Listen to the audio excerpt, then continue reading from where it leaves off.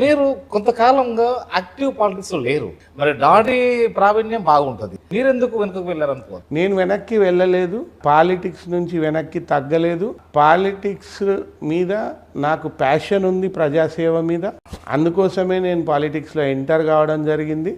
కానీ 2 ఎలక్షన్లు కోట్లాడిన తర్వాత 10 సంవత్సరాలు నేను వీటికి బిజినెస్కు ఫ్యామిలీకి దూరంగా ఉండడంతో కొంత నేను నా లోపల నేను ఆలోచించుకొని, మా తండ్రి గారు కరీంనగర్లోనే ఉంటూ ప్రజలతో మమేకమవుతూ ప్రజల అవసరాలను అన్నిటినీ తన అవసరాలుగా ఆలోచించి తీర్చుతూ అక్కడే ఉన్నారు కదా, కాబట్టి ఏదైతుందో అని చెప్పి ఆలోచన చేసి ఉండడం జరిగింది. డాడీ ఎమ్మెల్యేగా ఉన్నారు, ఎమ్మెల్సీగా ఉన్నారు, మార్కెట్ చైర్మన్ గా ఉన్నారు. మా తాతయ్య గారు డిసిసి ప్రెసిడెంట్గా ఉండేవారు.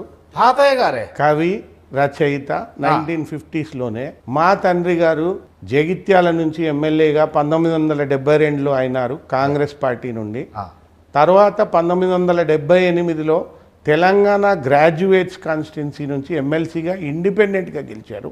తరువాత 1989లో కరీంనగర్ నియోజకవర్గం నుండి ఇండిపెండెంట్గా గెలిచారు. ఈ 3 సార్ల ఆయన ఏదైతుందో లెజిస్లేటర్గా ఉండడం జరిగింది. కొన్ని దఫాలు ఏదైతుందో ఆయన ఓటమి కూడా చెందినారు. ఎందుకు అని అంటే కాంగ్రెస్ పార్టీలో కొంత వర్గ విభేదాల కారణంగా, కాంగ్రెస్ అంటే వర్గాలు అది ఏమి కాదు కానీ ఆ కాలంలో జరిగిన పరిణామాల బట్టి మా తండ్రి గారు 2-3 సార్ల ఇండిపెండెంట్గా పోటీ చేయడం జరిగింది. అప్పుడు ఓటమి కూడా చెందినారు.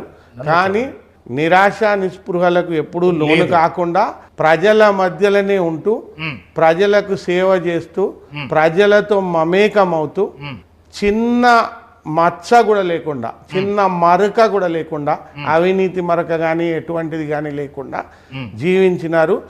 అందుకే ఆయన నిక్ నేమ్ కరీంనగర్ మొత్తంలో టైగర్.